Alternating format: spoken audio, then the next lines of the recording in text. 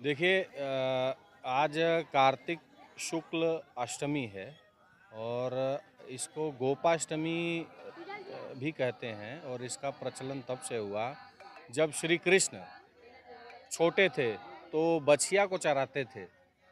बछिया को जब जाते थे तो उनके जो और ग्वाल बाल थे उनका मजाक उड़ाते थे, उनके ऊपर हंसते थे कि अरे अभी तू तो छोटा है, अभी तू बछिया लोग को चराता है, अभी तू बड़ी गायों को नहीं चराता है। तो इससे उनको बहुत दुख होता था, मजाक उड़ाते थे। तो वो अपनी मैया से आके बोले एक दिन कि मैया ऐसा ऐसा है, अब तो मैं बड़ा हो गया हूँ, अब मैं बछिया नहीं, अब मैं गैया चराऊँगा, मेरे बाल सखा मुझ पे हंसते हैं। तो ये बात उन्होंने बोला। अब नहीं मानी यशोदा जी। तो कृष्ण जी जो हैं वो हठ करने लगे, बाल लीला करने लगे। वो एकदम जिद करने लगे कि नहीं, मुझे जाना ही है, जाना ही है, जाना ही है, मुझे कल ही जाना है। ये बात है कार्तिक शुक्ल सप्तमी की। ये वो अपनी माँ से, माता यशोदा जी से बोल रहे हैं कि मुझे कल ही जाना है।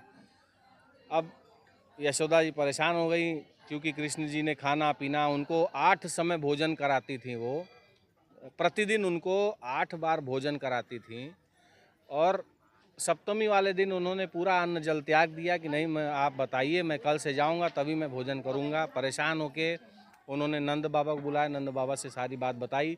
नंद बाबा भी उनको समझाए लेकिन कृष्ण जी नहीं माने।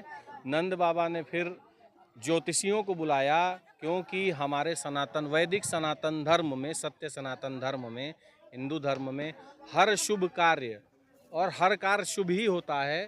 हर कार्य ज्योतिष के अनुसार साइत तिथि देख के संपन्न किया जाता है या शुरू होता है। तो नंद बाबा ने ज्योतिषियों को बुलाया कि ज्योतिषी महाराज, लल्ला ऐसा ऐसा कह रहे हैं कि कल उनको गौ चराने जाना है, कृपया आप देख के बताइए कि कब शुभ तिथि है उनको गैया चराने के लिए भेजने की।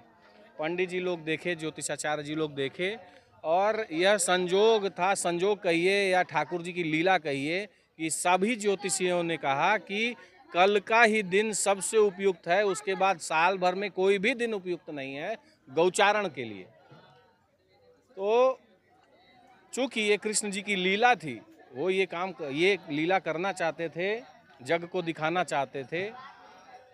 तो नंद बाबा यशोदा जी मान गए कि ठीक है, आप कल जाइए, गैया चराने के लिए जाइए, कल तैयारी करिए। यशोदा जी कृष्ण जी के लिए जूता तैयार करने लगी कि अब आप जाएंगे जंगलों में गैयों को लेके, आपके पैर में कांटा धंस जाएगा, चोट लग सकती है। ये बात जब कृष्ण जी को पता चली तो कृष्ण जी बोले, मैया मेरी गैया तो जूता नहीं पहनती है, मैं कैसे जूता पहन लूँगा।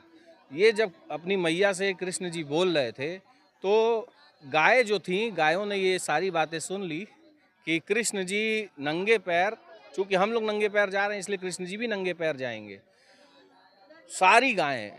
सारी गायें, गोकुल की सारी गायें, वृंदावन की सारी गायें रातों रात खुल गईं और वहाँ पे जितने भी पग में, जितने भी मैदान, जितने भी जंगल में ईंटें, पत्थर, कंकड़ थे, सबको अपने खुर से मार के उन्होंने तोड़ दिया कि कहीं लल्ला को चोट न लग जाए। दूसरे दिन गौचारण के लिए गए। फिर यही हमारी सत्य सनातन धर्म की जीत है और उसी दिन से इस अष्टमी का नाम गोप अष्टमी रख दिया गया क्योंकि उस दिन लल्ला जो हैं बच्चे से गोप ग्वाल बन गए थे। ठीक। हर हर महादेव, हर हर महादेव। गाय की पूज का बहुत महत्व है। मतलब उसका शब्द नहीं मेरे पास वर्णन करने के लिए। बहुत ज़्यादा महत्व है। अगर आपने पूज का झाड़ा ले लिया तो समझिए आपके सारे कष्ट दूर हो गए। मेरा कहना ये 36 करोड़ देवी देवता का बात रहता है। इन्हीं लोग के आशीर्वाद से हमारा परिवार फल फूल रहा है।